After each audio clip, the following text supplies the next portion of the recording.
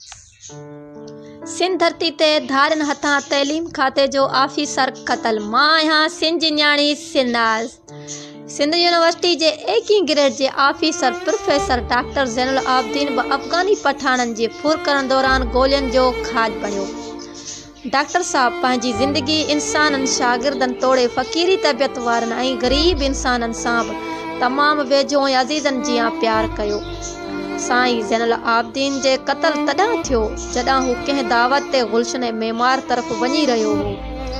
ऐं पाणी स्टॉप वेझो अफ़गानी पठाणनि जेकी 3 ॼणा मोटरसाइकिल ते सवार हुआ उन्हनि साईं खां फुर जी कोशिश कई। मज़मत ते साईं ज़ैनुल आबिदीन खे मौक़े ते क़त्ल कयो वियो ऐं क़त्ल त थियणो हो छो त हू सिंधी हो ऐं असांजा हुक्मरान सिंध हुकूमत जे नाले ते धारियनि जी स्टेट बणिजी कम करे पई ऐं सिंध जे हुक्मराननि खे बस असेंबली पहुचण ऐं टाइम पास करण ऐं शाम जो शराबनि जूं बोतलूं ऐं अयाशी जा पावर मिलियल आहिनि। बक़ाया पॉलिसी मथां अचे थी जेका पीपी सरकार जी कमदारी में हल थिए थी ऐं साईं ज़ैनुल आबिदीन जे क़त्ल जो ॿुधंदे सभिनी फ़िक्र सां तालुक़ रखंदड़ मज़मत कई ऐं मौजूदा अवाम 2 फ़ौरन खे बि सोघो करे कंप्लेंट पुलिस 15 पुलिस खे ॾिना जंहिं अफ़गानी गैंग खे ॾिसंदे 1 फ़ौरू खे मौक़े ते छॾे ॾिनो ऐं उन खां पोइ साईं ज़ैनुल आबिदीन जे क़त्ल ख़िलाफ़ पूरी सिंध में कॾहिं किथे वक़्फ़े सां एहतजाज थिया ऐं पोइ बि वक़्त जे हुक्मराननि जेके जाहिल जी हैसियत में हुजण करे नोटिस न वठे सघिया।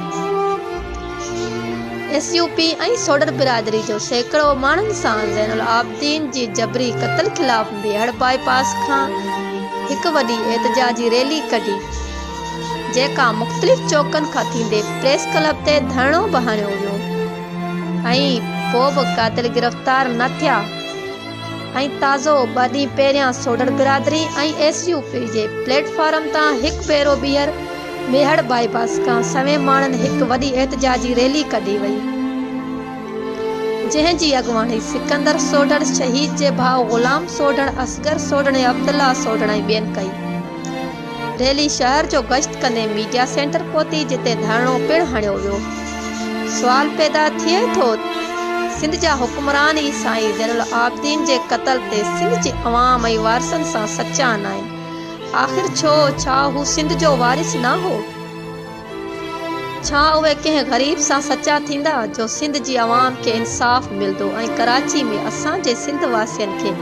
ईअं यतीम कयो पियो वञे जीअं असां धरती धणी न बल्कि ॿाहिरनि दुश्मन मुल्कनि जा रवासी हुजूं ऐं हिते अरगून तरखान बिहारी बंगाली अफ़गानी पठान समेत 80 लख धारिया घुराए आबाद कया विया आहिनि जंहिं ख़िलाफ़ असां गॾिजी सागारो आवाज़ न उथारींदासीं त साईं ज़ैनुल आबिदीन जहिड़े अज़ीम इंसान जा लाश वसूल करणु असांजो मुक़दर बणिजी वेंदो जेको अमल सिंध कॾहिं बि बर्दाश्त न कंदी।